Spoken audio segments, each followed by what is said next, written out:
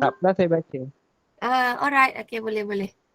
Bismillahirrahmanirrahim. Alhamdulillahirabbil alamin. Wassalatu wassalamu ala asyrafil anbiya'i wal mursalin wa ala alihi wa sahbihi ajma'in. Allahumma iftah alaina hikmatak wa anshur alaina min khazaini rahmatik ya arhamar rahimin.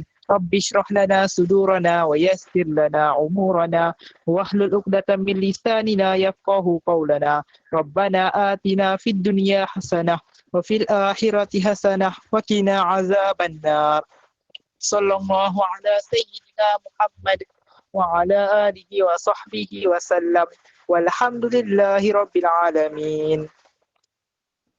Amin. Alhamdulillah. Terima kasih Salman. Alright. So, saya cuba teruslah masuk dalam bab 7 ni tau. So, hari ni, malam ni kita nak study bab 7. Bab 7 ni adalah, tajuk dia adalah respirasi sel. Kalau korang tak faham ke apa, korang tulis je type dekat situ, nanti saya cuba baca tau.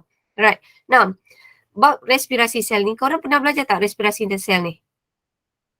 Pernah dengar tak respirasi sel ni? Tak ingat Pernah? Pernah. Okay, apa yang awak tahu respirasi sel ni?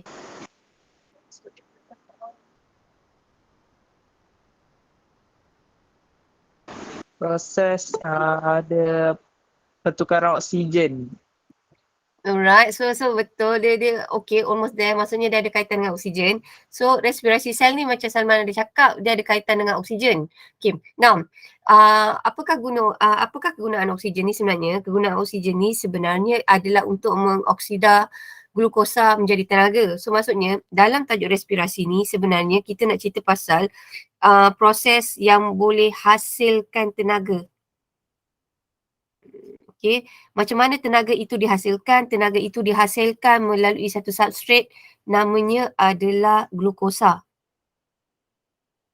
Sebab tu masa sukantara ke masa sukan kan, korang lari kan, korang minum, korang makan pisang, cikgu bagi makan pisang, cikgu bagi air manis. So itu semuanya adalah untuk glukosa. So senang kata, respirasi sel adalah proses menghasilkan tenaga. Okay. Macam mana tenaga ini dihasilkan? Melalui substrat yang kita panggil dia adalah sebagai glukosa. So kesimpulannya, dalam tajuk respirasi ni, kita ada dua benda paling penting. Ia ada melibatkan glukosa. Glukosa ini akan dioksidakan menjadi tenaga. Now, cara glukosa ni dioksidakan menjadi tenaga ada dua cara. Satu adalah menggunakan oksigen. Namanya adalah respirasi aerob. Satu lagi tanpa oksigen. So tanpa oksigen ni kita panggil dia respirasi anaerob ataupun fermentasi. So kalau lah awak tengok dalam buku teks awak ni, sebenarnya benda ni dia ada macam typo. Nak kata typo tak adalah typo sangat. Sebenarnya kita nak cakap macam ni tau. Respirasi adalah proses glukosa ditukarkan menjadi tenaga. Ini adalah kita panggil dia sebagai respirasi. Nah, macam mana glukosa ini ditukar menjadi tenaga? Ada dua cara. Satu, gunakan oksigen. Namanya adalah respirasi aerob. Satu lagi, tanpa oksigen yang kita panggil dia sebagai respirasi anaerob ataupun fermentasi. Untuk silibus baru ni, kita tak pakai respirasi anaerob tau. Dalam buku teks awak ni, kita guna perkataan fermentasi. Okay, tapi apakah persamaan antara respirasi aerob dengan fermentasi? Persamaannya dua-dua menggunakan glukosa. Cuma bezanya kalau respirasi aerob ni, glukosa ni dioksida menggunakan oksigen. Maksudnya kita nak kata macam ni. Dalam respirasi aerob ni, glukosa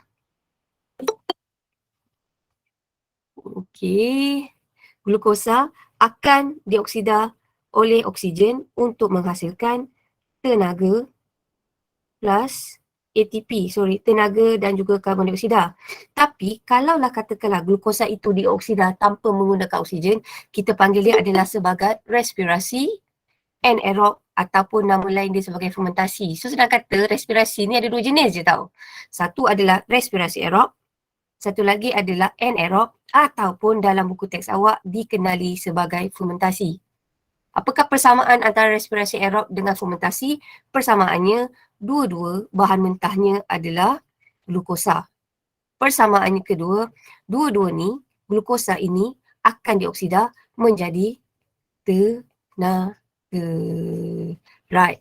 Now, so kita masuk dekat sini. Now, yang ini kan, kalaulah saya nak betulkan sikit, fermentasi anaerob slash adalah, respirasi anaerob slash adalah fermentasi. Lamalah tak belajar online. Saya rasa macam, sangkut-sangkut sikit. Right. So, ini tadi kita kata, apakah itu respirasi?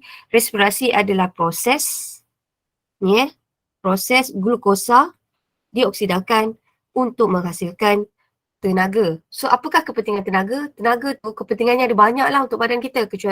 First adalah untuk pengecutan otot, mengangkut bahan aktif, sintesis protein, pembahagian sel, penghantaran impuls. Okey, pembahagian sel. Apakah pembahagian sel yang awak tahu? Pembahagian sel ni ada dua jenis. Hari tu kita belajar. Apakah pembahagian sel yang kita dah belajar? Pembahagian sel terbahagi kepada dua. Pembahagian sel ni bukan tenaga. Apa Salman? Mitosis dan meiosis. Yeah, mitosis dan juga meiosis. Sebab tu kalau lah orang sakit dia kena makan banyak karbohidrat tau. Kenapa karbohidrat? Kenapa saya kata kalau orang tu sakit dia nak baik, sebenarnya dia kena makan banyak karbohidrat. Karbohidrat bekal tenaga. Sebab karbohidrat ni kan nanti dia akan pecahkan menjadi glukosa. Glukosa ni nanti akan ditukar menjadi tenaga. Macam Ziyad dah sekarang kan, tak sihat kan. Bila tak sihat, awak kata kalau awak nak sihat, nak cepat baik adalah satu cara selain awak orang kata makan makanan sayur-sayuran, awak juga perlukan tenaga. So maksudnya kena makan nasi lah, roti ke apa-apa semua karbohidrat. Sebab daripada karbohidrat ni akan dipecahkan menjadi glukosa melalui proses pencernaan. So, proses pencernaan ni dia akan pecahkan karbohidrat ni menjadi glukosa. Kemudian apakah kepentingan glukosa? Glukosa ini akan ditukar menjadi tenaga melalui proses respirasi sel. Cuma kalau respirasi sel itu menggunakan oksigen, kita panggil dia adalah sebagai respirasi aerob atau fermentasi. Aerob. Yeah, very good. Kita panggil dia sebagai respirasi Allah sian dah. Okay, kalaulah tanpa oksigen ataupun oksigen yang kurang, kita panggil dia adalah sebagai fermentasi. So far sampai sini okey tak? Okey. Okay, yeay. Orang sakit pun faham kan. So yang sihat mestilah boleh faham kan. So ini adalah tadi kita kata kepentingan tenaga. Kepentingan tenaga adalah pengecutan otot. Otot tu sebenarnya kita nak bergerak, otot kita mesti ada tenaga. So pengecutan otot memerlukan tenaga, pengangkutan aktif, pemindahan impuls saraf dan juga pembahagian sel. Right, so saya cuba nak lajukan ni. Tadi kita dah cakap, respirasi sel adalah proses glukosa dioksida oleh sel untuk menjadi tenaga. Jika ia melibatkan oksigen, kita panggil dia sebagai respirasi aerob. Alright, jika ia tidak melibatkan oksigen, kita panggil dia sebagai fermentasi ataupun respirasi anaerob. Sebenarnya anaerob ni stand for, kalau aerob sebenarnya with oksigen tau. Dengan oksigen. Kalau anaerob, N ni dalam biologi, dia stand for without. So sini without oksigen. Macam sexual, asexual. Kalau sexual dia melibatkan gamet, kalau asexual dia tidak melibatkan gamet. Lebih kurang macam itulah.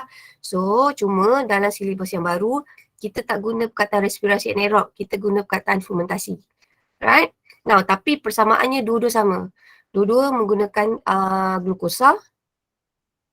Dua-dua akan menghasilkan apa? Tenaga. Right. Now, yang ini saya tak bayar. Okey, ni jap. Nyatakan 5 contoh keperluan tenaga dalam proses metabolisme. Saya tak nak 5, saya nak 2 je. Apakah kepentingan tenaga dalam metabolisme? Tak ada kot dalam sini. Kita tengok sini Dia tengah cuti kan. Bila tengah cuti ni kita macam blur sikit kan. Nah, so kepentingan tenaga dalam proses metabolisme. Metabolisme ni ada 2 jenis tau. Awak ingat tak metabolisme ada 2 jenis? Ingat. Apa dia? Katabolisme dengan anabolisme. Ya, anabolisme dan juga katabolisme. Anabolisma. Kawan awak yang tak boleh masuk, kalau line tak elok tak apa tau. Saya faham tau. Alright, nanti awak boleh tengok recording. Saya cuba tak nak lama sangat tau. Saya cakap je 1 jam 30 minit. Kalau saya boleh habiskan cepat, saya tak ambil masa lama daripada tu tau. Now, apakah kepentingan metabolisme? Kepentingan metabolisme adalah mengekalkan suhu badan pada suhu optimum. Senang kata, kita nak maintain suhu badan kita ni, kita perlukan tenaga. Macam tenaga tu yang bagi badan kita maintain pada suhu yang itu. Sebab tu kalaulah orang tu kurus, perasan tak kalau orang kurus, taklah bukan kurus lah. Macam korang mandi dekat air terjun, tempat yang sejuk, kan korang cepat lapar. Sebelum cepat lapar, korang sebenarnya nak glukosa. Glukosa tu untuk apa? Untuk mengekalkan suhu badan dalam suhu badan awak. So itu kepentingan tenaga. Kemudian adalah untuk pengecutan otot. Seterusnya, apakah bahan mentah dalam penghasilan tenaga? Bahan mentahnya adalah glukosa. Sebab tu kalau orang berlari, mana satu lebih sesuai? Korang makan nasi lemak ke atau korang makan kurma? Contohlah. Kurma. Sebab dalam kurma tu dia dah ada glukos tau. Dia gula ringkas. So kalau awak makan nasi lemak tu dalam bentuk kanji, which is carbohydrate complex. So basically, kalau awak makan nasi lemak tu perlu dipecahkan dulu menjadi glukosa, barulah boleh tenaga dihasilkan. Tapi kalau korang makan kurma tu dah ada glukos, dah ada fruktos, dia dah ada gula ringkas. So bila dia dah ada gula ringkas, so basically daripada glukos tu akan terus mudah ditukar menjadi tenaga. Alright. Now, so kalaulah kita kata kat sini, terangkan cara manusia dan haiwan memperoleh glukosa melalui proses penghasilan tenaga. Yang ini kita kata kalau kita mendapatkan glukosa melalui proses pencernaan karbohidrat. Ni tadi yang saya kata, pencernaan karbohidrat, katakanlah awak makan nasi kan.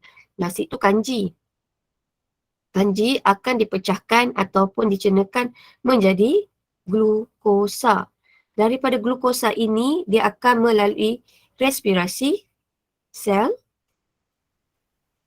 untuk hasilkan tenaga. Tapi kalaulah dalam tumbuhan, glukosa dihasilkan melalui proses fotosintesis. So senang kata kalaulah untuk proses fotosintesis, awak ingat kan gas karbon dioksida plus H2O, dia akan menghasilkan glukosa plus oksigen. So proses glukosa ini dibina anabolisme atau ketabolisme? Yes, very good. Anabolisme. Baguslah Ziad, walaupun tak sihat. Okay, kalaulah katakanlah untuk manusia ni, dipecahkan tau daripada benda tu besar menjadi kecil. Ini kita panggil apa? Ana ke atau keta? Kita. Yes, ini adalah ketabolisme. Soalan ni sebenarnya keluar SPM tahun lepas ni. So soalan ni sebenarnya sebab dia tengah tempat kan, so banyak budak sangkut dekat sini. Seterusnya kita masuk respirasi aerob. Okay. Now yang ini kalaulah you guys ada dalam buku teks. Okay. Saya ambil satu tajuk ni je tau. Jangan risau. Saya nak bagi dia jalan je. Okay. Now. Dalam buku teks awak boleh tengok pada muka surat. Apa ni yang 35% ni? Oh my god. Sekejap. Saya lupa nak just. Sekejap. Alright. Okay. Now, so dalam buku teks awak, ini adalah pada muka surat 115. Now, dalam 115, kita kata ni tadi, 115 ni kita cerita lebih detail mengenai respirasi aerob. So, respirasi aerob ni adalah proses penguraian glukosa dengan kehadiran oksigen. Saya nak bayangkan oksigen ni macam duit tau. Senang kata, respirasi ni ada 2 jenis tau. Satu menggunakan oksigen, satu lagi tanpa oksigen. Jika respirasi itu melibatkan oksigen, dia ada advantage tau. Dia ada kelebihan, macam duit lah dia ada kelebihan. Tenaga yang dihasilkan adalah banyak. Tapi kalau fermentasi, glukosa ni boleh ditukar menjadi tenaga. Tapi tak ada oksigen terlibat atau oksigen tu kurang. So tenaga yang dihasilkan sikit ke banyak? Sikit. Yeah, dia akan jadi sikit. Alright. So, kita nak tengok kat sini. Macam mana dalam respirasi aerob, glukosa ini boleh dioksidakan menjadi tenaga dengan banyak. Sekejap ya, nak saya bising.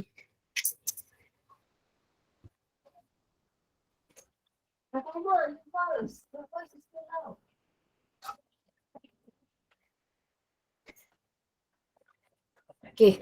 Now, so kita nak cerita macam ni. Yang ini dalam buku teks awak pada muka 115, kita nak cerita macam mana dalam proses respirasi aerob tenaga yang dihasilkan lebih banyak berbanding dalam fermentasi. Sebab dalam respirasi aerob glukosa itu dioksidakan sepenuhnya. Maksudnya kalau kita bakar glukosa tu tak ada benda yang sia-sia tau. Semua akan ditukar 100% menjadi tenaga. So macam mana glukosa tu dalam respirasi aerob boleh ditukarkan 100% menjadi tenaga? Sebab ia melalui satu proses yang kita panggil sebagai glikolisis. Tu dalam respirasi aerob lokasi untuk berlakunya respirasi aerob ni dia berlaku dua tempat. Satu dia berlaku dekat sitoplasma, satu lagi dia berlaku dekat mitokondrion. Okay, nah dekat sitoplasma ni berlaku apa? Dekat sitoplasma ini glukosa akan ditukar menjadi piruvat. Piruvat ni korang tak payah tahulah. So senang kata dia ada satu macam bahan perantara glukosa akan ditukar menjadi piruvat. Tetapi piruvat ni belum jadi tenaga lagi tau. So piruvat ni nanti dia akan masuk ke dalam mitokondria. Di mitokondria, piruvat ni nanti akan dioksida, barulah dioksida menjadi tenaga. So tenaga yang dihasilkan dalam respirasi aerob ini adalah banyak. Kenapa? Sebab glukosa ini dioksidakan 100%. Okay, glukosa ni dia orang kata dipecahkan menjadi tenaga tu 100% kerana dia berlaku dua tempat. Mula-mula glukosa itu akan ditukar menjadi piruvat yang kita panggil dia sebagai glikolisis. Ini tajuk baru tau. Buku teks lama tak ada. So glikolisis ini apa? Glikolisis adalah proses glukosa ditukar menjadi piruvat. Okay, benda ni berlaku kat mana? Proses ini berlaku dekat sitoplasma. Kemudian piruvat ni akan masuk ke mitokondria. Di mitokondria, piruvat ini barulah ditukar menjadi tenaga. Okay, so awak ingat itu je. Now, okay. Hari tu ada budak tanya saya, apakah itu ATP? ATP ni apa? Sebenarnya ATP ni adalah bentuk tenaga tau. So ATP ni, yang ini korang boleh baca dalam buku muka surat 115. So dia kata dekat sini, molekul ATP terhasil apabila kumpulan fosfat tak organik ditambah dalam ADP. So molekul ATP ni mempunyai ikatan yang lemah. So dia nak kata macam ni, asalnya ATP tu bukan ATP. Asalnya ATP tu adalah ADP. Okay, difosfat. D merujuk kepada difosfat. Kalau T, fosfat. T adalah trifosfat. Fosfat. Oh, tetapi dia sangat tak stabil. ATP ni adalah satu bahan yang tak stabil. So, bila molekul ATP ini diputuskan, ada tenaga dibebaskan. So, senang kata apakah itu ATP? ATP itu adalah satu bahan yang bila dipecahkan, dia akan menghasilkan tenaga. So, orang kata tenaga kita ni ada dekat mana? Tenaga kita ada dalam satu molekul namanya adalah ATP. So macam mana ATP boleh bertukar menjadi tenaga apabila ikatan ATP itu pecah, so tenaga dihasilkan. Sebab tu kadang-kadang ada, kalau awak perasan kadang-kadang saya ada guna perkataan tenaga, kadang saya ada guna perkataan ATP. Dalam ATP ada tenaga. Alright, so kesimpulannya dalam respirasi aerob, glukosa ini akan dioksida oleh oksigen menghasilkan air dan juga tenaga. Dan tenaga yang dihasilkan paling banyak, which is 2,898 kilojoule. Maksudnya ini adalah paling banyak sekali. So untuk tajuk yang ni, cadangan saya, you guys baca buku teks je. Korang jangan baca yang pelik-pelik. Okay, now sebelum tu saya lupa. Korang kan kalau dalam buku teks awak, kan, korang cuba baca yang tepi-tepi ni. Kalau lah untuk bio ni macam sejarah sikit tau. Korang tak ada buku rujukan tak apa tau. Korang baca buku teks tu, awak tengok yang kecil-kecil ni je. Ni daripada kecil ni kan, dia orang boleh keluarkan untuk jadi esei yang panjang.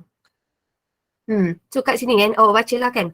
Bilangan mitokondria dalam sel otot atlet meningkat setelah menjalani latihan intensif. Terangkan bagaimana ini menyumbang kepada pencapaian atlet berbanding atlet yang tidak menjalani latihan intensif. Rasa macam saya pernah keluarkan, ada tak saya perasan mula-mula saya buat cerita bilangan mitokondria, contoh kan.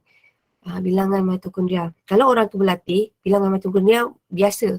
Tapi bila dia berlatih, Okay, ini hari biasa bila dia berlatih, bilangan mitokondria dia makin lama makin bertambah. So senang kata, kalaulah orang atlet, hari tu siapa kita ada, kita punya sprinter tu, saya ada terbaca tapi saya lupa ada sprinter lelaki yang dia dapat buat pecahkan rekod. Korang lelaki boys mesti tahu. Ingat tak? Betul tak Nia? Saya ada terbaca tau. Ada seorang atlet kita, dia pecahkan rekod, dia lari sprinter dia, sprint 100 meter dalam masa 10 saat ke something. Betul tak? Ada dengar tak korang? Ada terbaca tak? Ada. Ada tak? Ada kan? Alright. So, yang itu saya tak ingat lah. Laki kan Salman? Laki. Laki. So kita nak kata dekat situ, kalaulah orang berlatih sukan, sebenarnya dia nak lari tu, kalau perasan dalam masa 10 saat je, tapi nak bagi dia ready 10 saat tu, berapa lama nak bagi dia ready untuk event dia berlari tu? Awak rasa berapa lama dia kena praktis? 5 bulan. Berapa, Aimi? 5 bulan. Lebih daripada tu, bertahun-tahun tau Aimi. So basically apa-apa yang atlet ni, sebenarnya sebab tu sebenarnya atlet ni kalaulah dia orang nak masuk apa-apa event, kadang-kadang kita rasa macam dia buang masa kan. Tapi masalahnya bukan tau, sebab bila dia orang praktis, asalnya mitokondria dia, katakanlah mitokondria dia bilangan dia sikit. Tapi hari-hari dia buat latihan intensif, lama-lama bilangan mitokondria dekat otot kaki dia makin lama makin bertambah. So bila apa kaitan dia mitokondria dengan tenaga ni? Kenapa atlet tu dia perlu banyak mitokondria dekat sel peha dia? Dekat sel otot dia? Mitokondria yang menghasilkan tenaga. Yes, sebab mitokondria tu boleh menjanakan tenaga. So basically, kalau ada banyak mitokondria, banyaklah glukosa tu boleh ditukar. Maksudnya kalau banyak mitokondria, banyaklah tempat untuk respirasi sel itu berlaku. Faham tak? Maksudnya kita makan glukosa. Glukosa itu perlu ditukar menjadi tenaga. So sedang kata kita nak bayangkan mitokondria tu adalah kilang. Kilang yang dapat tukar glukosa menjadi tenaga. So basically makin banyak kilang, makin banyaklah glukosa yang dapat ditukar menjadi tenaga. So basically sebab tu kalaulah korang lari, katakanlah korang nak lawan lari dengan orang yang atlet, dengan orang yang tak pernah exercise, dia ada beza. Sebab dari segi bilangan mitokondria itu sudah berbeza. Dan memang ada orang dilahirkan, ingat tak hari tu saya pernah cerita, ada orang dilahirkan memang bilangan mitokondria dia banyak dan bilangan mitokondria dia sikit. Sebab tu atlet sebenarnya dia adalah orang yang ada bakat. Faham tak? Tak semua orang boleh lari 100 meter, boleh jadi atlet. Sebab ada orang memang dilahirkan bilangan mitokondria dekat sel otot dia adalah banyak. Macam itulah saya nak bayangkan. So senang kata kalau saya, walaupun saya kurus, awak suruh saya lari, saya tak boleh lari. Sebab bilangan mitokondria saya dekat sel peha saya sikit. Macam itulah. Right? Okay, tapi itu untuk saya lah kan. Alright. Yang ini saya tak nak, yang ini saya nak cuba buat lah nanti insyaAllah. Now, so kita terus masuk next one. Sekejap, saya tengok tadi saya nampak macam ada Faiz Hakimi ada Saya macam nampak. Ada. Tak penat ke? Tak. Pagi tadi bukan ada kelas ke? Ada. Awak masuk kelas ni nak bagi moral support kat saya Tak lari first balik. Right, terima kasih wakil seorang. Alright, okay now kita masuk tadi kan, apakah yang dimasukkan, kita buat latihan sikit apakah yang dimasukkan dengan respirasi aerob. Korang type pun tak apa, tadi kan daripada kita terang ni kan, apakah yang korang faham mengenai respirasi aerob?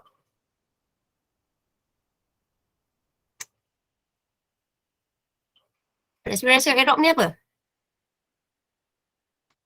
Proses, kalau awak tengok kat sini ada pada muka surat 115. Proses penghasilan tenaga tanpa penggunaan glukosa. Boleh? Alright, so proses penghasilan tenaga. Lagi sekali. Z, proses? Dengan menggunakan Penghasilan tenaga oksigen. tanpa penggunaan glukosa. Bukan. Proses penghasilan tenaga tu betul tau. Tapi dapat setengah markah je. Aimi cuba tambah, dia nak tambah tu Aimi. Bukan tanpa. Dengan menggunakan oksigen. Dengan menggunakan oksigen. So senang kata respirasi, dia macam ni tau Ziad. Dalam apa-apa respirasi, tak kisahlah respirasi atau fermentasi, asalkan hasilkan tenaga, kita mesti ada glukosa. So respirasi aerob ni, kalaulah saya nak buat dia punya equation, respirasi aerob ni adalah glukosa plus oksigen, dia akan menghasilkan karbon dioksida, H2O dan juga tenaga. So kalau Ziad, kalau katakanlah awak tak hafal kan, apakah yang dimasukkan sebagai respirasi aerob, awak ingat equation ni. So respirasi aerob adalah proses penghasilan tenaga dengan melibatkan glukosa, ataupun respirasi aerob adalah proses glukosa dioksida dengan oksigen untuk menghasilkan tenaga. Jadi, kalaulah ada soalan tanya apakah yang dimasukkan sebagai respirasi aerob, awak ingat equation ni ya, persamaan ni. Maksudnya, glukosa akan dioksida oleh oksigen menghasilkan tenaga. Right? Ini je. Kalau saya tak suka hafal lah. Maksud saya kalau saya hafal macam tu tanpa saya faham kan, saya susah sikit tau saya nak ingat. Tapi kalau awak ingat equation ni, awak boleh tafsir ikut ayat awak sendiri. So, lagi sekali, respirasi aerob adalah proses glukosa itu akan dioksida oleh oksigen menghasilkan tenaga dan juga karbon dioksida dan juga air. Sebab tu bila korang hembus nafas kan dekat cermin kan korang akan perasan ada wap-wap air kan. So basically bila dalam proses respirasi ada wap air terhasil. Right. Nah, cadangkan substrate lain yang boleh digunakan selain glukosa. Maksudnya selain glukosa, apakah karbohidrat ringkas yang kita boleh gunakan? Maksudnya kalau kita tak ada air gula, apakah bahan lain yang boleh digantikan untuk menghasilkan tenaga? Dia tak semestinya glukosa. Glukosa paling utama. Tapi kalau tak ada glukosa, kita ada option lain. Tapi rulesnya dia mesti karbohidrat yang paling ringkas. Maksudnya monosakarida. So maksudnya awak kena bagi contoh monosakarida lain selain glukosa. So apakah contoh monosakarida lain yang korang tahu? Fruktosa. Yo, fruktosa dan juga galaktosa. Fruktosa saya lagi suka fruktosa daripada galaktosa. Macam saya ada masalah sebab saya tak suka minum susu, saya takut kalau saya minum daripada susu tu susah sikit nak cerna kan. Tapi yang ni sebab dia kata dah galaktosa, maksudnya daripada susu tu dia dah pecahkan terus menjadi tenaga. Now, nyatakan persamaan perkataan bagi respirasi aerob. Ni tadi kita dah tulis. Senang kata, kalau dalam tajuk respirasi aerob, paling penting awak ingat dia punya equation je. You guys tak payah pergi jauh. Ingat dia punya equation saja. Alright. Daripada equation ni, awak boleh tafsir dia punya maksud. Okay. Now, huraikan proses-proses yang berlaku dalam respirasi aerob untuk menghasilkan tenaga. So, tadi, respirasi aerob ni dia berlaku dua tempat tau. Lokasinya ada dua. Apakah itu? Mula-mula berlaku kat mana? Mitokondria. Ya, very good. Sitoplasma, lepas tu mitokondria. Ataupun mitokondrion. Okay. Okay, ada orang tanya mitokondria ke mitokondrion dua-dua sama. Cuma kalau mitokondrion, dia macam singular. Mitokondria actually plural. Macam English sikit kan. Tapi memang itulah mitochondrion consists of one. Mitochondria, lots of mitochondrion. Gitulah. Nah, dalam sitoplasma ni, apa yang berlaku dalam sitoplasma ni berlakunya glycolysis. Apakah itu glycolysis? Glycolysis. Apakah itu glycolysis? Glukosa akan ditukar Menjadi piruvat. Tukar jadi piruvat. Yes, very good. Piruvat. Kemudian piruvat ni dia pergi dekat mitokondria. So piruvat ni akan dibuat apa pula? Barulah piruvat itu akan dioksida. Menghasilkan karbon dioksida menjadi tenaga. Yes, karbon dioksida plus H2O dan juga tenaga. Alright. Now, so basically awak tengok ada perkataan tu kalau dalam buku 115 pengoksidaan piruvat, maksudnya kalau dia kata pengoksidaan piruvat maksudnya ada oksigen yang terlibat. Awak belajar kimia kan, kalau oksida dia melibatkan gas oksigen, betul ke salah? Ada belajar tak tindakan redox? Ada kan? Dah belajar ke redox? Belum, tapi ada kaitan kan? Ada kan kalau oksida je melibatkan oksigen, ada kan? Ada. Ada. Yeah, terima kasih. Ya Allah, Aimi bagusnya awak. Right, thank you, thank you. Now, kita masuk yang kedua. Yang kedua adalah, tadi kita kata respirasi ada dua jenis. Satu adalah respirasi aerob, satu lagi adalah respirasi anaerob atau nama lain sekarang kita kenali dia sebagai fermentasi. Fermentasi, old school, buku lama kita pakai nama dia adalah respirasi anaerob. Tapi silibus baru kita guna perkataan fermentasi. Now, dalam fermentasi ni sebenarnya ada dua jenis fermentasi tau. Ini dalam buku teks awak. Kejap je tajuk ni weh, dah nak habis ni. Which is pada muka surat 118 dan juga 119. Okay, now. Fermentasi adalah proses apa? Fermentasi dengan respirasi aerob sama tau. Dua-dua melibatkan glukosa. Dua-dua akan menghasilkan tenaga. Ada tenaga dihasilkan. Cuma bila glukosa itu dioksida oleh oksigen, tenaga yang dihasilkan adalah banyak. Tetapi kalaulah dalam fermentasi, glukosa ini boleh ditukar menjadi tenaga. Tapi disebabkan oksigen itu kurang, tenaga yang dihasilkan itu adalah sedikit. Sampai sini okey tak? Okay eh? Okay. Kalau you guys, kalau korang tak okey, korang boleh baca balik ataupun korang boleh tengok video ni balik tau. Nah, so dalam fermentasi ada dua jenis. Satu adalah fermentasi alkohol, satu lagi adalah fermentasi asid laktik. Nah, saya ambil dulu fermentasi alkohol. Dalam fermentasi alkohol, glukosa ini glukosa akan dipecahkan menjadi etanol dan juga karbondioksida serta tenaga. Senang kata, dalam fermentasi alkohol, kenapa kita panggil fermentasi alkohol? Sebab ada alkohol yang terhasil. Dalam kes ini, apakah alkohol yang terhasil? Yang terhasil adalah etanol. Senang kata, kalau kita kata fermentasi alkohol, maksudnya hasil daripada glukosa, hasil daripada proses fermentasi itu adalah alkohol. Kalau kita kata fermentasi asid laktik, maksudnya glukosa tu dioksida menjadi asid laktik dan juga tenaga. Nah, dalam fermentasi alkohol, tadi kita dah kata fermentasi alkohol adalah glukosa itu akan dipecahkan atau diuraikan menjadi tenaga dan hasil sampingan lainnya adalah etanol. So, apakah jenis-jenis organisma yang boleh menjalani fermentasi alkohol? So, organisma yang boleh menjalani fermentasi alkohol pertama adalah yeast. Kedua adalah padi ataupun biji benih yang bercambah. Now, dalam yeast ni macam nak buat roti. Korang perasan tak kalau roti, ada certain roti, korang pernah makan roti croissant tak? Ataupun apa-apa roti kalau you guys perasan, kan kalau roti tu dia naik, dia ada banyak bubble-bubble dalam tu kan? So, bubble-bubble tu makin banyak berongga tu, kita nak kata bila makin banyak rongga, sebenarnya rongga itu apa? Rongga itu adalah hasil daripada karbondioksida terperangkap. So, senang kata saya nak cakap macam ni tau. Dalam fermentasi alkohol, kan saya kata ada karbon dioksida terhasil kan. Kalau korang buat roti, korang akan perasan roti tu ada rongga-rongga tau. Rongga-rongga tu sebenarnya apa? Rongga-rongga itu sebenarnya adalah karbon dioksida terperangkap. Kemudian kalau korang perasan korang buat roti, masa korang nak bakar, korang ada bau masam sikit. Bau masam tu sebenarnya apa? Bau masam itu adalah etanol. Tak payah roti lah. Korang buat donat, kan kalau korang uli donat, korang akan ada bau masam sikit. Okay, masa bakar pun ada bau masam sikit.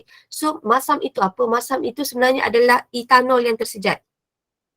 Kemudian, awak tengok kalau dalam roti tu banyak bubble-bubble udara terperangkap, kita kata bubble itu sebenarnya merujuk kepada apa?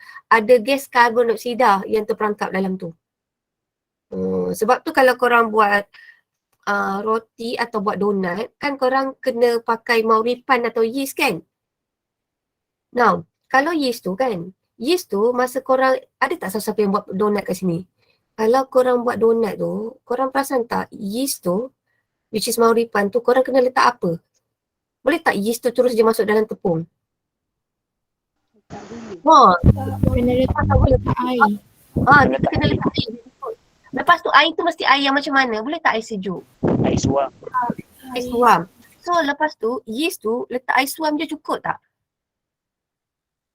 Kena letak gula.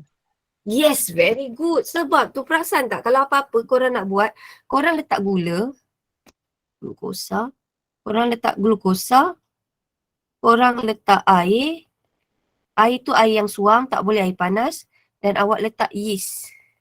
Aiswam ni kenapa? Aiswam ni lebih kurang antara 35 hingga 40. Kenapa suhu dia tak boleh air mendidih? Kenapa kalau kita letak yeast tu dalam air tu kita tak boleh letak air mendidih? Kerana enzim akan ternyah asli. Yeay! Enzim tu yang asli ataupun bahasa paling mudah, kita nak kata yeast tu mati. So bila yeast tu mati, yeast tu tidak boleh menjalani fermentasi alkohol. Okay, so yang ni nak buat donat lah. Ada siapa tak yang sini pandai buat donat? Saya sebenarnya saya tahu beli je. You guys pandai tak buat donat? Ada? Ada? Aimee pandai Makan ni? donat boleh aja. Tak ada ke siapa-siapa yang buat? Kalau ada nanti beritahu Sebab saya ada projek tapi saya tak tahu masak. Nantilah yang tu kita later. Now, so yeast ni selain nak buat donat tu tadi saya kata, yeast ni sebenarnya dia ada terlibat dalam buat wine tau. Kalau dalam wine, tadi kan kalau kita buat donat kan kita letak air gula, kita letak mauripan tu kan. Tapi kalau lah buat wine, wine tu dia mesti ada gula tau. Dia mesti ada substrate dia. So, kalau orang buat wine, substrate dia adalah mesti apa? Wine tu asalnya daripada apa? Buah, Buah apa? Anggur. anggur. Yes, kalau wine tu if I'm not mistaken dia adalah daripada buah anggur. Kalau lah macam if I'm not mistaken ni kalau salah betulkan macam tuak, kalau katakanlah orang Sarawak dia ada air arak dia, tuak tu saya tak ingat lah, mesti bahan mentah dia mesti karbohidrat, saya tak ingat apa. Tapi kalau tapai tu pun sama juga. Tapai kan ubi kayu kan. So ubi kayu tu dia senang kata ubi kayu pun dia boleh menghasilkan alkohol. So senang kata nak buat tapai tu, proses penapaian tu pun dia akan melibatkan ada mikroorganisma lah yang akan menjalani proses fermentasi alkohol. Sebab tu tapai tu rasa dia masam. Sebab dalam tapai dia ada sikit alkohol dia tapi tak banyak sangat. Tak adalah menyebabkan dia mabuk.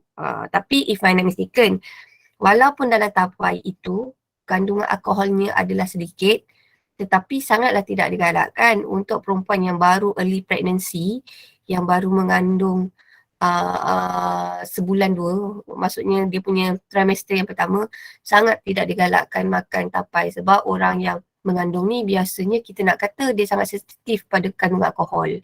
So tapai ni adalah satu benda yang tak elok untuk orang yang awal-awal pregnant. Ini yang saya ada baca lah sebab dia ada kandungan alkohol tu sikit. Nah, kemudian kita nak cerita pasal padi tau. Padi ni unik tau. Padi ni antara tumbuhan yang boleh hidup dalam kawasan yang etanol dia banyak. Senang kata, kalaulah banjir, katakanlah kawasan sekolah kita banjir. Habis pokok tu semua tenggelam kan. Pokok tu dia boleh menjalani fermentasi alkohol tau. Tetapi kalau pokok biasa, jika pokok itu menjalani fermentasi alkohol dalam jangka masa yang lama, alkohol yang terhasil tu, alkohol yang terlampau banyak tu, etanol yang terhasil yang banyak sangat tu akan menyebabkan toksik untuk pokok tu. So pokok tu akan mati. Senang kata kalau pokok tu banjir, pokok tu mati bukan sebab lemas tau.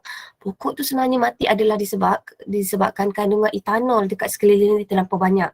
So kandungan etanol yang terlampau banyak boleh menyebabkan pokok tu mati. Tapi kenapa padi dia tak mati? Sebab padi ni dia ada satu enzim namanya enzim dehydrogenase. So senang kata, kalaulah padi dia masih menghasilkan tenaga. Okey, glukosa boleh dioksidakan menjadi tenaga dan juga etanol dan karbon dioksida. Tetapi untuk padi, etanol yang banyak ini tidak menjadi toksik untuk dia kalau untuk padi. Sebab etanol ni nanti akan diuraikan oleh enzim dehydrogenase menjadi karbon dioksida. So etanol ni dia akan dipecahkan oleh enzim dehydrogenase menjadi karbon dioksida. So basically pokok padi ni kenapa dia boleh hidup, boleh menjalani fermentasi alkohol adalah disebabkan dalam padi ni ada enzim namanya enzim dehydrogenase. Enzim dehydrogenase ni boleh menguraikan etanol yang banyak ini menjadi gas karbon dioksida. Tapi kalau tumbuhan lain, etanol yang banyak ini tak dapat diuraikan. So pokok tu akan mati disebabkan etanol tu menjadi toksik untuk dia. Sampai sini boleh faham tak? Boleh. Boleh, Alhamdulillah.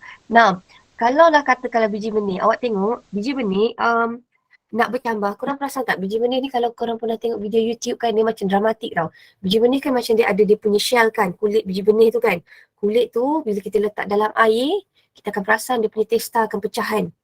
Testa akan pecah, dia akan tumbuh dia punya pumule. Lepas pumule dia akan tumbuh dia punya radical, which is dia punya akar. So nak proses nak pecahkan tu, nak percambahan, nak tumbuh pumule dan radical, sebenarnya ia memerlukan tenaga. Tapi pada masa yang itu,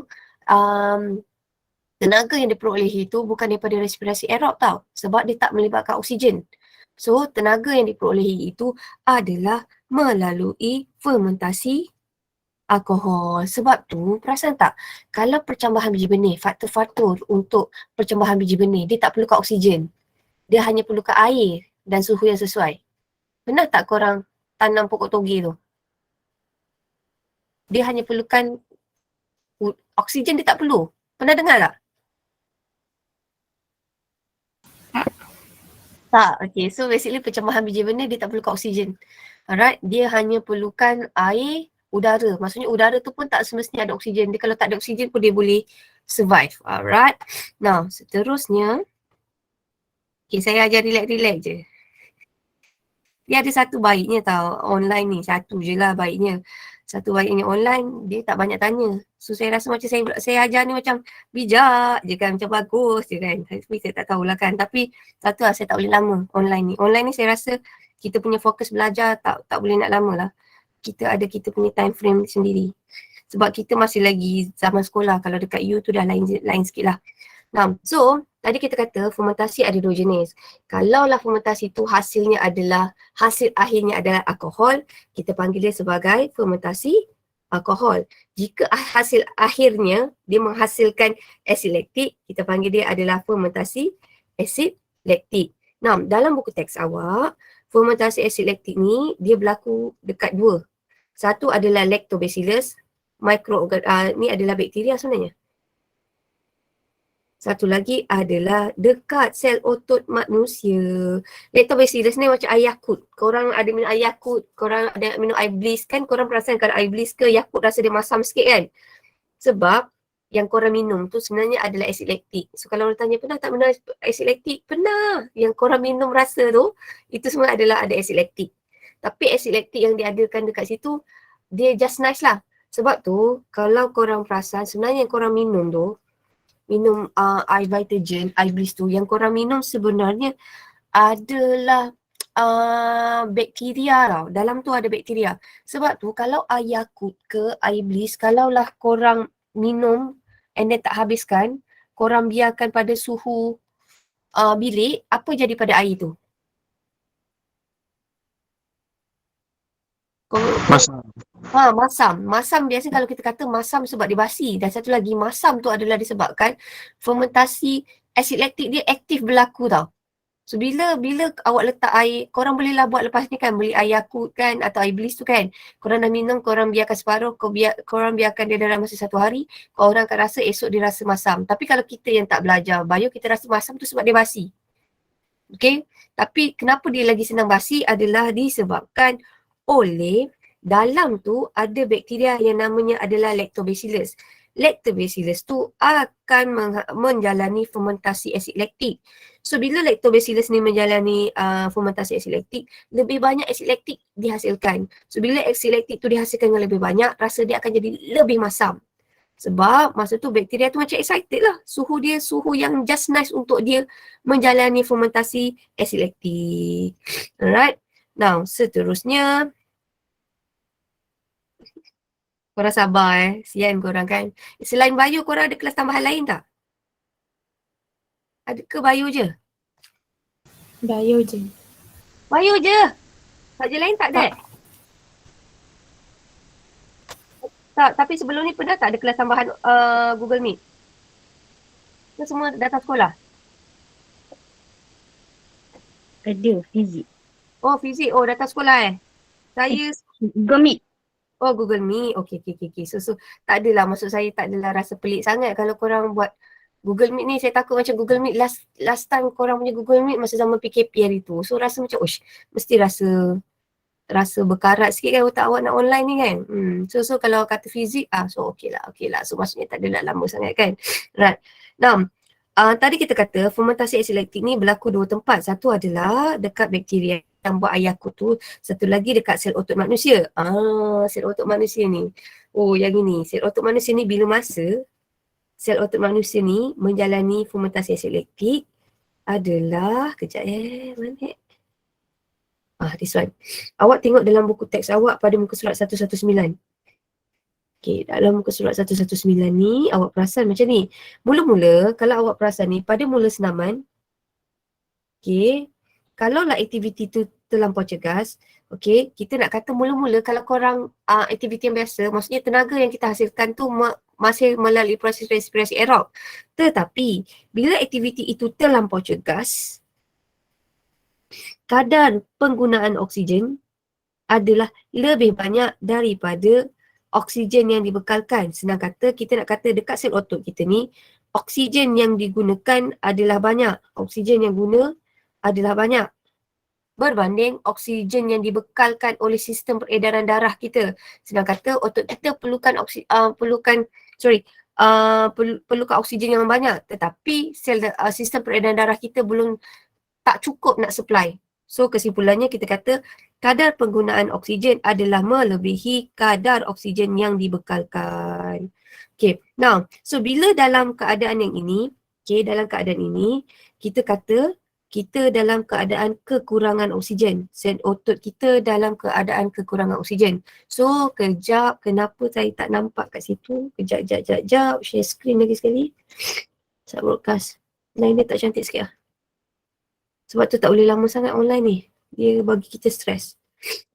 Nah, saya ulang lagi sekali.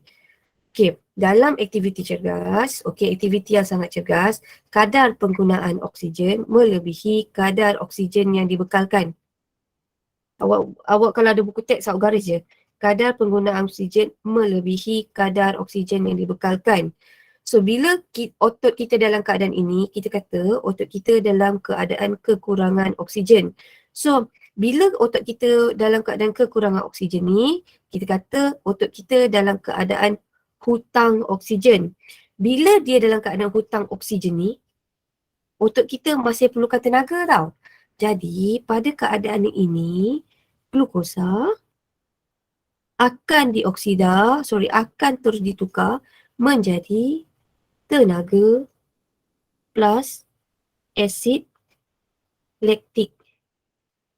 So kesimpulannya lagi sekali, bila aktiviti cergas, ayat pertama, kadar penggunaan oksigen melebihi kadar oksigen yang dibekalkan. Bila kadar penggunaan oksigen ni melebihi daripada oksigen yang dibekalkan, kita kata kita dalam keadaan kekurangan oksigen. Okay, bila oksigen kurang, kita kata otot kita dalam keadaan hutang oksigen. Apakah itu hutang oksigen? Hutang oksigen adalah satu keadaan glukosa kita terpaksa dipecahkan menjadi tenaga tanpa oksigen. So far sampai sini boleh faham tak? Tak faham saya ulang. Faham cikgu. Faham, alright. Aimia. Okay, now tak apa. Yang lain nanti kalau tak faham, awak baca dulu. And then kalau tak faham juga, nanti buka sekolah awak tanya saya. So saya ulang lagi sekali. Dalam aktiviti sekarang, macam sekarang saya tengah relax. Otot saya senang kata dapat tenaga melalui respirasi aerob. Okay. Tapi kalau tiba-tiba saya paksa badan saya ni berlari, otot saya ni dia perlukan oksigen yang banyak. Tetapi sel darah merah saya atau sistem peredaran darah saya tidak dapat membekalkan oksigen yang cukup. Jadi bila sel otot saya dalam keadaan kurang oksigen, kita kata kita kata otot kita dalam keadaan hutang oksigen. So kesimpulannya saya nak cakap macam ni je. Dalam aktiviti cergas, otot kita perlukan tenaga yang banyak. Tetapi oksigen tak cukup. Bila oksigen tak cukup, kita kata otot kita dalam keadaan kurang oksigen dekat sel otot. Kita kata dalam keadaan Hutang oksigen. terima kasih Salman. Hutang oksigen. So bila badan kita dalam keadaan hutang oksigen, sel otot kita tetap nak perlukan tenaga. Walaupun oksigen tak ada ni, kita dalam keadaan berhutang, kita kena nak ada tenaga. So macam mana kita nak dapatkan tenaga tu? Glukosa itu Dihasilkan tanpa menggunakan tenaga. okey, glukosa itu dipecahkan Dan menjadi asid laktik. okey, ataupun saya nak cantikkan sikit Aimi. Glukosa tu kita kata nak macam ni, bila keadaan kekurangan oksigen, glukosa itu akan diurai. Bukan hasil tau. Diurai menjadi tenaga dan juga asid laktik. Hutang ni satu benda yang bagus ke tak bagus? Tak. Tak. So, bila senang kata, bila glukosa kita bila glukosa kita ni uraikan senang kata bila sel otot kita uraikan glukosa menjadi tenaga, dia menghasilkan banyak asid laktik. Asid laktik ni tak bagus tau untuk sel otot kita. Sebab asid laktik yang banyak ni, dia akan menyebabkan otot kita menjadi lesu. So therefore, bila korang lari dan korang tiba-tiba berhenti yang 100 meter sukan dara, cikgu suruh lari 100 meter. Kan mula korang lari pada katakanlah 20 meter yang pertama. Korang lari masih lagi okey. Korang nak masuk 20 meter yang terakhir, korang rasa macam nafas awak dah makin pendek, awak rasa macam nak mati. Kenapa masa tu awak rasa nak mati? Adalah disebabkan oksigen tak cukup. Tapi otot awak nak tenaga. So pada masa itu, otot awak dia hasilkan tenaga tu melalui fermentasi asid laktik. Maksudnya glukosa itu dipecahkan menjadi tenaga tanpa oksigen. Tapi kita tak boleh menjalani fermentasi asid laktik ataupun kita tak boleh glukosa tu tak boleh dioksida menjadi diurai menjadi tenaga dalam jangka yang masih lama. Dia tak boleh lama sebab fermentasi asid laktik ni dia akan menghasilkan asid laktik. Asid laktik yang terlampau banyak inilah yang menyebabkan orang itu mengalami kelesuan ataupun kekejangan otot. Sebab tu bila korang lari 1 meter sampai dekat hujung, korang tercungap-cungap. Kenapa korang tercungap-cungap? Kenapa perlunya tercungap-cungap? Nak ambil udara. Okey, dalam udara tu ada apa? Oksigen. Sebenarnya bilalah kita kata dalam yang keadaan korang tercungap-cungap, korang lari 100 meter, 20 meter lagi tu dah nak sampai ending, masa tu korang punya sel otot dapat tenaga adalah melalui fermentasi asid laktik. So senang kata fermentasi asid laktik adalah proses glukosa diurai menjadi tenaga plus asid laktik. Asid laktik yang terlampau banyak ni tadi kita kata menyebabkan otot akan dalam keadaan apa? Otot kita akan dalam keadaan apa? Lesu atau kejang. So kita kata asid laktik ni tak elok. So macam mana kita nak buang asid laktik daripada sel otot kita?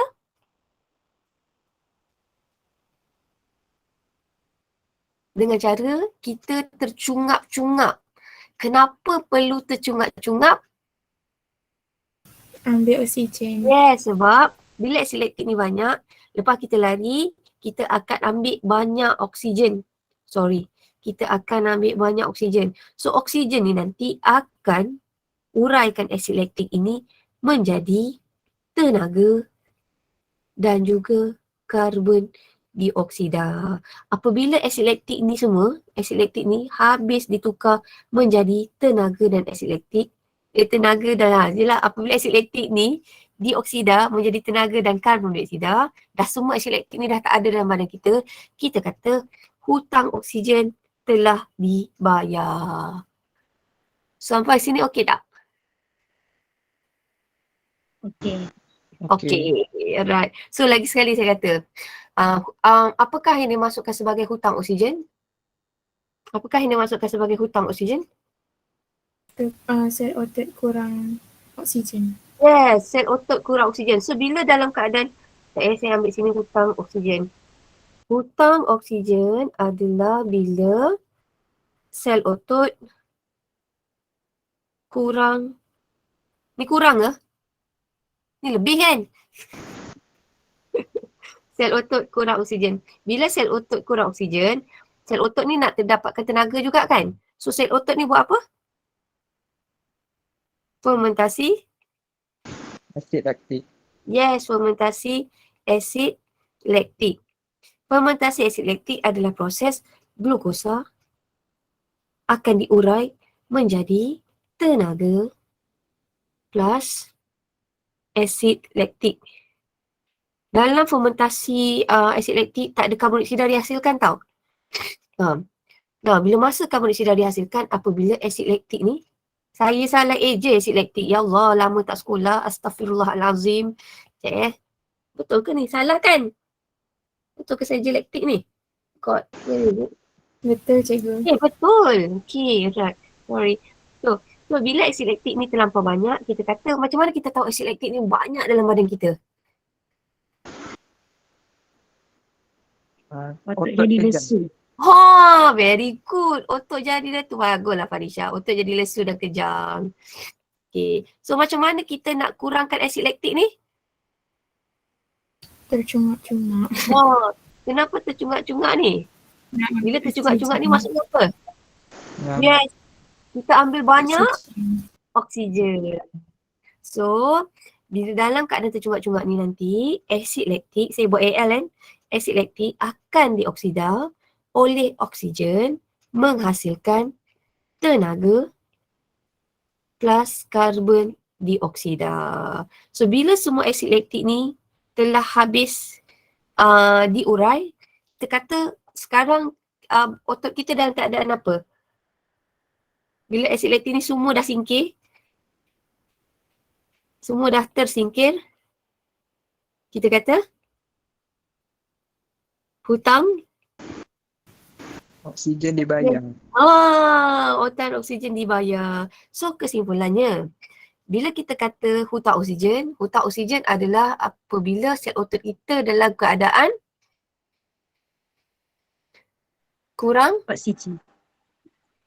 oksigen. So bila sel otot kita kurang oksigen tapi sel otot kita perlukan tenaga, sel otot kita buat apa? Fermentasi asid laktik. Ya, fermentasi asid laktik. So kita nak kata sel otot kita nak juga tenaga, nak lari. So tapi kita kata hutang benda yang tak elok. So dalam fermentasi asid laktik, glukosa akan diurai menjadi tenaga dan juga asid laktik. Tetapi asid laktik yang terlampau banyak ni dia akan memberi kesan. Apakah kesan dia kepada sel otot kita?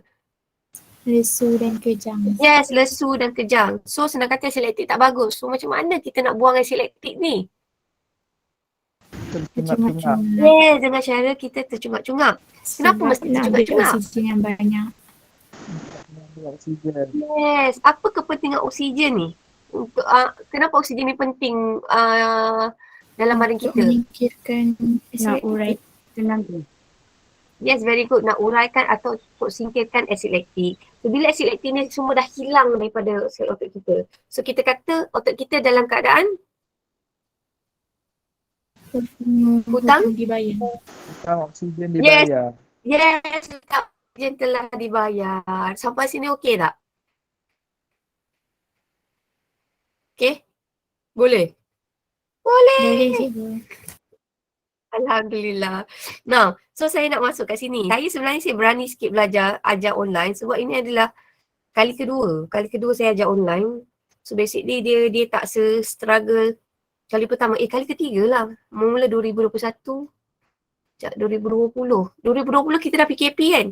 2020 2020 atau 2021 sekarang 2022. So saya ada confidence sikit lah. Alright. Now kesimpulannya dalam tajuk ni kita dah habis dah ni weh. Cepat kan? Okay, walaupun cepat saya fikir buruk tau. Saya ada fikir worse. Saya takut kalau kita ada burn yang 3 waktu tu. So saya dah cover dulu satu bab. So kesimpulannya, okay, saya bagi tahu awak tau. Dalam bio ada tajuk-tajuk yang korang kena perhatikan betul-betul. Antara topik yang korang pay attention lebih adalah dalam tajuk persamaan ataupun perbezaan, perbandingan. Sebab dalam SPM kita ada satu soalan namanya analisis. Apakah itu soalan analisis? Soalan analisis adalah suruh kita buat perbandingan, persamaan dan juga perbezaan. So basically, kalaulah untuk study, untuk SPM, biologi, awak cuba pay attention dekat soalan-soalan yang macam ni, yang ada perbandingan dengan perbezaan. Sebab dia memang keluar. Tahun lepas sebenarnya ada 2-3 keluar soalan perbandingan dengan perbezaan. So yang ni korang kena tahulah. So sebab tu saya nak pay attention lebih sikit. Now, kalau kita kata soalan tu tanya perbandingan korang kena bagi persamaan dan juga perbezaan. So persamaan dia senang. Persamaannya dua-dua tadi melibatkan apa dia punya substrate? Dua-dua Glukosa. adalah, yes, dua-dua dia melibatkan glukosa. Nah, dua-dua sebenarnya dia tetap bermula dekat sitoplasma. Okay, now dua-dua menghasilkan tenaga. Nah, proses bermula bermula dengan glikolisis apabila glukosa ditukar menjadi piruvat. Yang ini. Ya Allah, nasib baik saya betulkan balik. Nah, dalam yang ini, okay, tadi saya nak minta maaf, saya rasa saya silap sebut ni tadi. Glikolisis bukan berlaku dekat respirasi aerob sahaja. Glikolisis juga berlaku dalam fermentasi. So, maksudnya glikolisis tu berlaku dalam semua respirasi sel. Okay. Nah, kalau glikolisis ni dia berlaku kat mana? Dia berlaku dekat Sitoplasma. sitoplasma. Nah, perbezaannya, kalaulah respirasi aerob, glukosa ini dioksida menjadi lengkap. Sebab glukosa ini dioksida menjadi lengkap, tenaga yang dihasilkan adalah lebih banyak. Kalaulah dalam fermentasi, glukosa diurai adalah kurang lengkap. Okay, sebab oksigen tidak terlibat. Bila oksigen tidak terlibat, tenaga yang dihasilkan adalah sedikit. Awak tak ingat 210 ni tak apa. Awak cuma kata tenaga kat sini banyak. Okay. Tenaga kat sini adalah banyak. Dekat sini tenaga adalah sedikit. Nah, kalaulah dekat perbezaan dia untuk respirasi aerob, dia berlaku dekat sitoplasma dan juga mitokondria. Tetapi fermentasi hanya berlaku di sitoplasma sahaja. Dalam proses respirasi aerob, air dihasilkan. Tetapi dalam fermentasi, air tidak dihasilkan. Kemudian glukosa ini, kalau kat sini glukosa dioksida lengkap menghasilkan karboksida dan juga air. Tetapi dekat sini, glukosa dioksida tidak lengkap menjadi etanol dan juga asid laktik. Now, sebelum saya lupa, kalau soalan ditanya pasal perbandingan, awak kena bagi pair yang betul. Perasan tak kat sini? Hijau dengan hijau, biru dengan biru. Maksudnya, kalau dekat sini dia kata pasal kehadiran oksigen. Maksudnya kat sini oksigen ada, kat sini oksigen tak ada. Yang nombor 2 warna biru ni adalah lokasi. Maksudnya kalau respirasi aerob dia berlaku 2 lokasi, sitoplasma dan juga mitokondria. Tetapi fermentasi sitoplasma sahaja. So senang kata saya nak cakap macam ni. Bila kalau soalan periksa SPM, dia keluar pasal perbezaan. Kalau belah respirasi aerob awak tengah cerita pasal lokasi, fermentasi pun awak cerita pasal lokasi. Awak jangan cerita sebelah tu cerita pasal lokasi, sebelah lagi adalah cerita pasal hasil. Dia tak dapat markah. Boleh faham tak? Macam mana perbezaan? Kalau awak kena tengah beza pasal kaki, dua belah mesti cerita pasal kaki. Kalau sebelah tengah cerita pasal kepala, sebelah pun kena cerita pasal kepala. Awak tak boleh sebelah tu cerita pasal kepala, sebelah lagi cerita pasal kaki. Walaupun dia betul, awak tak dapat markah. Itu yang susah sikit bio. Bio ni nak tanda, awak jangan tanya dulu kertas awak tau. Saya budak tingkatan 5 kan. Essay ni ada lagi ni. Essay banyak-banyak budak form 5. Belum habis lagi tanda essay. Saya baru habis 5 opsi. 5 UM saya baru hafiz tanda. Itu pun ada essay yang panjang-panjang tu rasa macam baguslah jawab panjang-panjang kan. So dia ambil masa untuk saya menanda. So basically junior korang bersabar sebab saya memberi laluan kepada senior sebab saya ada kelas tambahan dengan senior hari Jumaat. So basically saya nak kena siapkan diorang punya kertas sebelum hari Jumaat. Yang korang punya buka sekolah nanti saya baru bagi. And then saya nak bagi tahu awak ada satu soalan dekat awak punya essay tu. Sebenarnya essay yang bahagian C tu sebenarnya saya ambil daripada buku teks tau. Tapi saya rasa essay tu terlampau susah untuk awak. Saya rasa soalan bahagian C yang 8 markah tu saya batalkan. Maksudnya korang punya kertas 2 tu bukan per 100 lah. Kertas 2 awak maybe per 92. So basically korang jangan risau kertas korang kan. Jangan sedih-sedih. InsyaAllah markah dia okey je. Ziad jangan sedih tau Ziad. Ziad okey ni?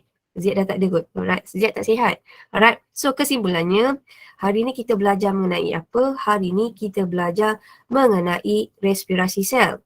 So, respirasi sel adalah proses menghasilkan tenaga dengan melibatkan substrate karbohidrat ringkas, iaitu kita panggil dia sebagai glukosa. Tadi saya kata, kalau kita tak ada glukosa, apakah karbohidrat lain yang ringkas yang kita boleh gunakan untuk gantikan glukosa? Galactosa. Yeah, kita boleh ambil galaktosa. Ni dalam mana galaktosa? Sumber galaktosa ni kita boleh jumpa kat mana? Apakah sumber makanan yang ada galaktosa? Susu. Ya, susu. Okay, now kita ada glukosa, galaktosa, satu lagi? Fruktosa. Ya, kita ada fruktosa. So, kesimpulannya respirasi sel ada dua jenis. Satu adalah kalau yang melibatkan oksigen kita panggil dia sebagai apa? Respirasi aerob. Yes, dia melibatkan respirasi aerob. Kalau tanpa oksigen ataupun oksigen sedikit kita panggil dia sebagai fermentasi. Fermentasi ada dua jenis. Okay, satu kalaulah saya kata padi. Padi tu fermentasi apa? Alkohol. Alkohol. Yeah, fermentasi alkohol. Apa alkohol yang terhasil dalam padi tu? Etanol. Yes, very good. Etanol. Kalau lah sel otot kita tadi, sel otot kita menjalani fermentasi apa? Acid lactic. Yes, acid lactic. Alright. So, mana satu yang best? Kalau katakanlah kalaulah boleh diberi pilihan, mana satu respirasi yang bagus, respirasi sel yang bagus? Respirasi aerob ataupun fermentasi? Respirasi aerob. Kenapa respirasi aerob tu bagus? Tenaga lagi banyak. Tenaga. Yes, very good. Sebab dia menghasilkan tenaga lebih banyak. So, fermentasi ni kita kena kata kalau untuk sel otot kita adalah alternatif. Maksudnya, kita perlukan tenaga tapi duit tak cukup. Oksigen tak cukup. So, tenaga itu dihasilkan dalam keadaan kurang oksigen. So, dalam keadaan kurang oksigen, kita panggil sel otot kita menjalani fermentasi asid laktik. Now, so kita dah habis sampai dekat sini. Saya nak bagi awak latihan sedikit je. Korang ada banyak homework tak? Banyak cikgu. NMATS banyak homework tak? You guys ada banyak homework tak? Tak? Oh tak?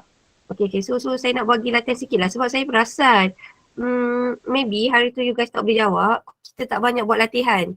Okay, so basically saya cuba nak bagi latihan yang sebab tajuk ni is quite macam kita dah start mendaki tau ni. Tajuk ni dia mendaki tapi tajuk ni okey lagi. Sebab bila tajuk ni okey lagi saya boleh buat online lagi. Kalau tajuk yang susah saya rasa saya nak kena face to face. Okay. Right now saya nak buat ada satu soalan. Bismillahirrahmanirrahim. Sikit je. Sekejap. Now. Ini tau. Soalan nombor 5. Yang ni awak boleh tengok dalam saya punya nota tu ada. Saya bagi share. Okay. Pelari pecut 100 meter biasanya menahan nafas. So basically sebenarnya dia orang tak tarik nafas tau. Jadi dia menahan nafas semasa berlari berbanding pelari jarak jauh. Selepas berlari, pelari pecut memerlukan 7 liter oksigen untuk menyingkirkan asid laktik yang terkumpul dalam sel ototnya. Uraikan perbezaan pelari dengan jarak jauh. Yang ni saya nak beritahu awak, saya lupa. Saya ulang lagi sekali. Saya dulu saya ingatkan ada batch Fatia dengan Kalarasi. Sebenarnya buku teks awak, kalaulah korang nak buat ulang kaji, korang tak ada buku latihan, sebenarnya korang dah boleh jawab soalan yang ada kat belakang ni. Sebab kebanyakan soalan ni adalah soalan aras tinggi. So basically, kalaulah korang nak study bio, nak fahamkan kehendak soalan, sebenarnya korang dah boleh buat latihan yang belakang tu. Cuma kadang-kadang saya tak sempat je nak buat satu-satu sebab kita nak kejar habiskan syllabus. So saya cuba touch satu-satu. Touch yang mana yang penting. Saya touch satu je yang ni. So kesimpulannya lepas ni, kalau korang nak study bio, katakan nak exam, salah satu cara dia, korang cuba jawab balik semua soalan struktur yang ada dalam buku kat belakang tu. Sebab kebanyakan soalan dia yang dekat buku teks tu, especially yang form 4, banyak soalan dia adalah soalan aras tinggi. So basically korang boleh study melalui cara jawab soalan yang dalam buku teks je, dah cukup dah. Sebab buku teks ni soalan dia pun boleh tahan tau. Contoh yang ni, tengok dia kata kat sini kan, 100 meter, dia masa dia lari tu, sprint yang 10 saat tu, Dia tak pakai, dia tak tarik nafas pun. Maksudnya dia boleh tutup hidung, dia boleh terus lari je. Alright. Tapi kalaulah orang yang yang pelari jarak jauh dia lain. So kita tengok betul-betul tau.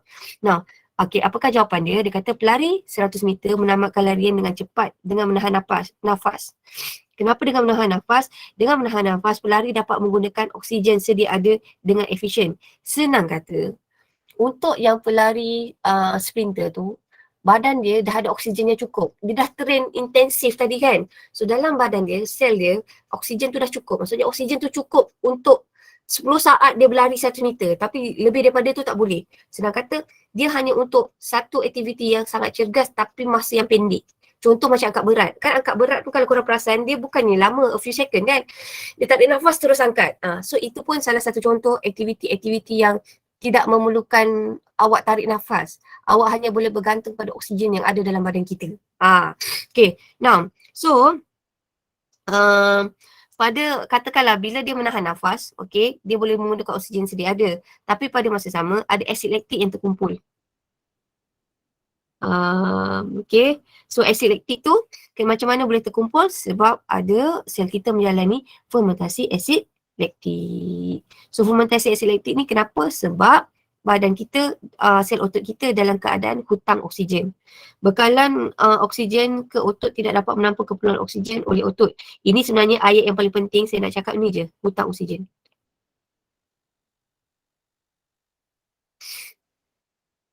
Okay. Now, kalau pelari jarak jauh berlari pada kadar yang lebih perlahan.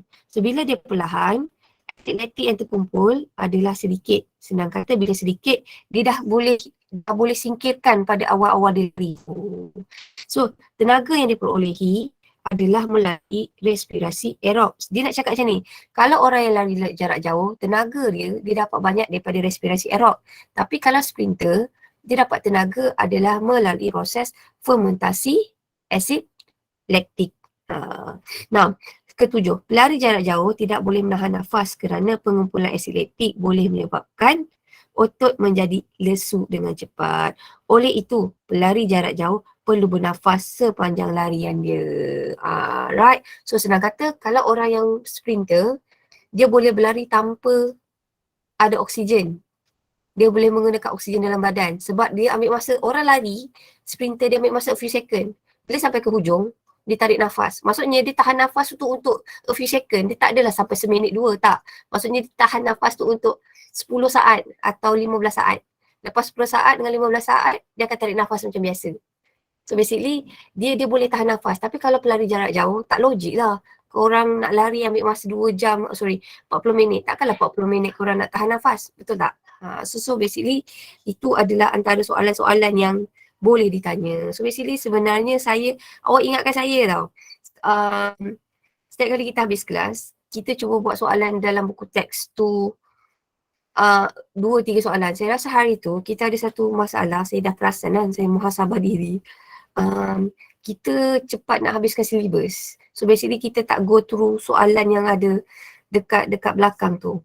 So saya rasa sebab tu saya rasa korang ada masalah nak jawab soalan tu. Tapi sebenarnya korang tak teruk mana?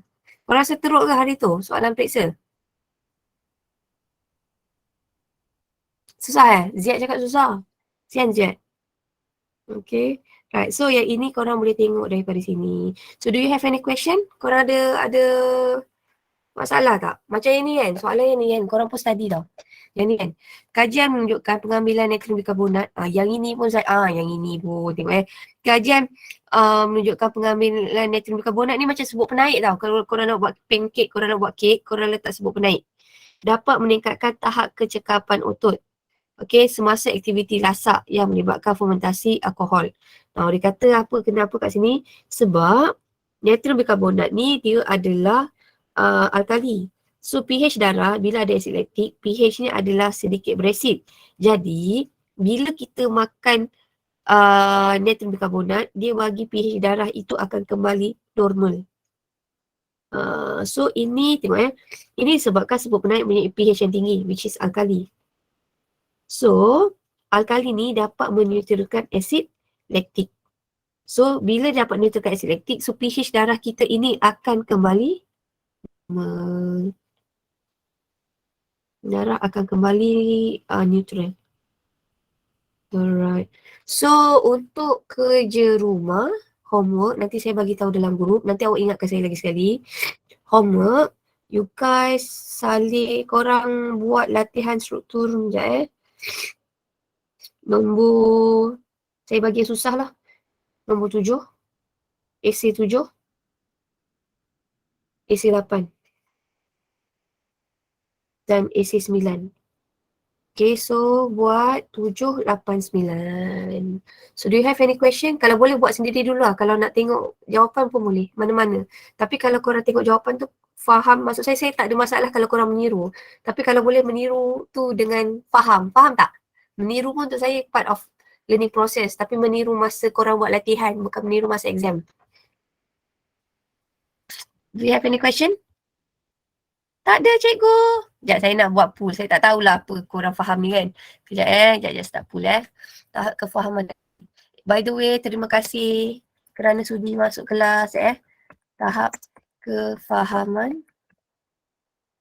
hari ini.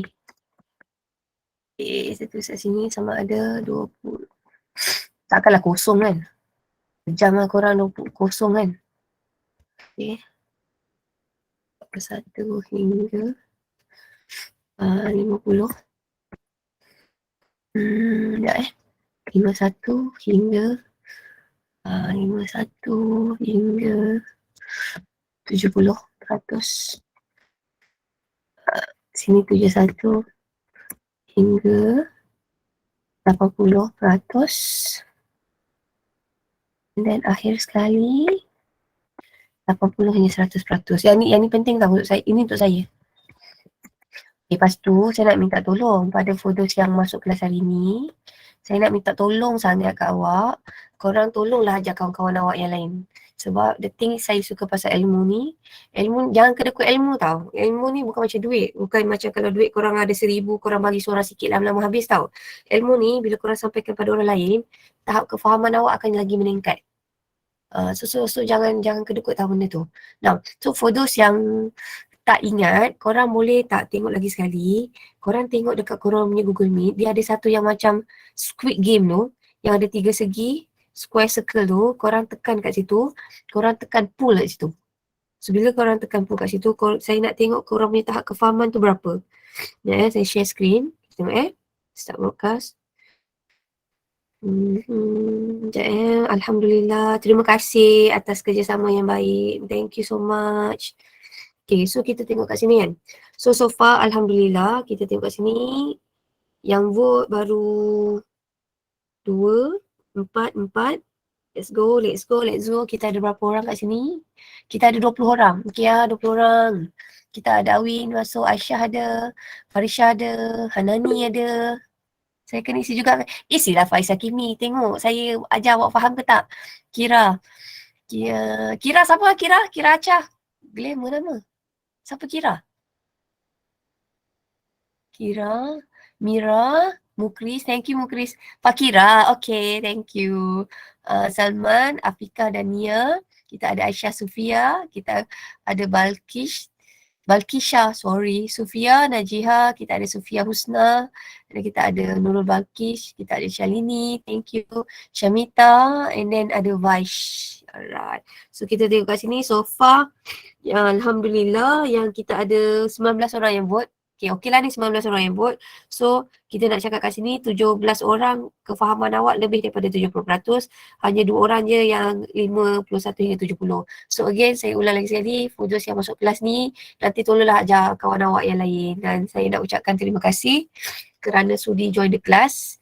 Saya minta maaf atas segala salah dan silap. Terima kasih sebab sudi luangkan masa. So do you have any question? Cikgu, yang soalan 9 tu kan dia tulis fermentasi otot.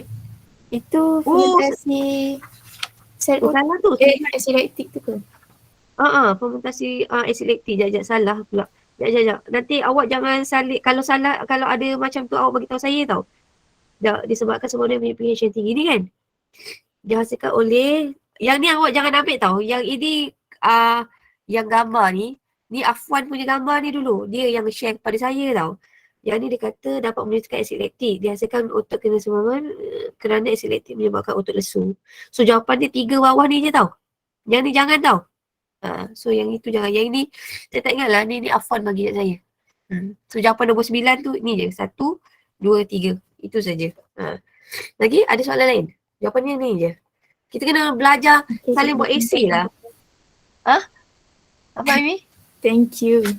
Alright, thank you. Thanks to you too. Saya minta maaf. Saya rasa macam aduh, susah kan belajar. Bio ni seronok belajar. Tapi masa exam tu macam tu lah perasaan saya. Tapi awak jangan sedih tau Bio. Apa-apa pun just redha je tau. Tak teruk pun. Dia memang kita nak cari rentak tu memang susah sikit. Tapi jangan give up. Don't give up yet. So keep on trying. Keep fighting. InsyaAllah semua akan baik-baik saja. Alright. So thank you everybody. Terima kasih sudi luangkan masa. So bye semua. Bye. Terima kasih. Okay, Assalamualaikum. Okay, selamat malam. Terima kasih semua. Okay, bye. Okay. Okay, Assalamualaikum. Thank you. Sekejap saya nak off recording. Okay, bye Saya off tau. Okay, bye-bye semua. Bye.